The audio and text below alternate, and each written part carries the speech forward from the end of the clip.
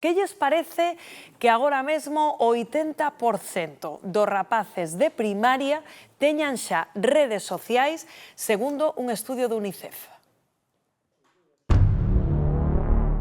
O uso do teléfono móvil en xente cada vez máis moza é unha realidade innegable. O que no seu momento naceu para conectarnos aos nosos coñecidos, agora faino con case toda a poboación mundial grazas ás redes sociais. O gran problema é que non só os adultos as empregan, tamén os mozos, e fano cada vez máis novos. De feito, o 80% dos alumnos de primaria xa contan con redes sociais. Un dato alarmante, mais se temos en conta que, segundo a lei, a idade mínima para acceder ás redes é de 16 anos. Ante esta situación, moitos culpan a pais e nais, pero que supón a entrada dos cativos á rede? Muy mal, porque las redes sociales no son nada buenas. A mí me parece moi perigoso porque as redes sociais son un perigo para a xuventude, porque poden ver cousas para as que non están preparados a ver. Yo creo que es muy pronto.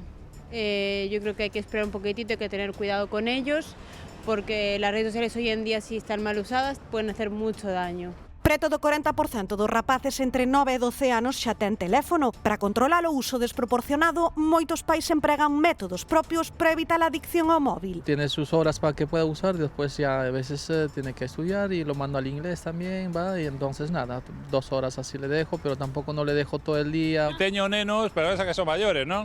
E a verdade é que tardaron moito en acceder ás redes sociais, non? Ni siquiera lle permitíamos ter teléfono, non? Hasta 16 anos, non? Tiñan un control, o sea, mellor non estaban todo o rato xusto vendo o que facíamos, pero sempre tiñan un control de en que nos metíamos, de que buscábamos. Sexa como sexa, as redes sociais non van desaparecer nin privar os menores dun día para outro.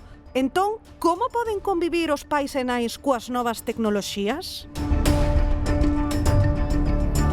Claro, esa é a cuestión, porque o certo é que a liña, non? Por lo menos aquí en Galicia, é que nos centros é esa cada vez máis restrictivo co uso dos móviles. Como é o protocolo agora mesmo? Claro, en Galicia o uso do teléfono móvil está prohibido nos centros educativos públicos e concertados non universitarios durante prácticamente toda a xornada. Xa dende 2015 non se poden empregar durante as clases, pero é que en 2024 a Xunta ampliou a restricción aos recreos, as entradas e saídas, tamén o comedor escolar e tamén as actividades extraescolares. O obxectivo é claro, mellorar a convivencia, reducir as distraccións e evitar problemas polo uso inadecuado destes dispositivos entre o alumnado. Iso sí, hai excepcións no protocolo, por motivos médicos ou de saúde, por necesidades educativas específicas ou cando o móvil se use nunha actividade pedagóxica organizada e supervisada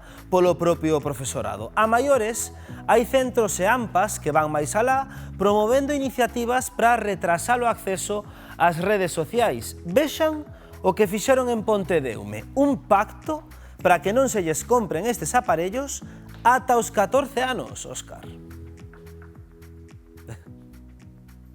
E polo visto, Bernardo, tiña que facer o pacto tamén ata os 30, porque xa ves que estou todo o día pegado ao teléfono móvil. Vamos a preguntarlle a Ainhoa, psicóloga infantil, unha das mestras de cerimonias deste pacto que fixeron entre pais, docentes, nenos, psicólogos. Todo o mundo está de acordo, pero por que un neno ata os 14 anos non debería ter un móvil? Por moitos motivos, pero os principais son que estamos a observar moitísimas dificultades a nivel social, a nivel comportamental, a nivel de aprendizaxe, a nivel social, que están relacionadas precisamente con esta sobreexposición ás pantallas en xeral, pero sobre todo máis enfocadas ao teléfono móvil. Moitos complexos, moitos comportamentos que tamén nos afectan a nós como adultos e que entendo que aos nenos moito máis. Totalmente, que nós como adultos é moi complicado que atopemos un adulto que faga un uso saudable realmente do teléfono móvil. Entón, estamos pedindolle aos nenos e ás nenas que fagan un uso saudable cando a nós como adultos cóstanos.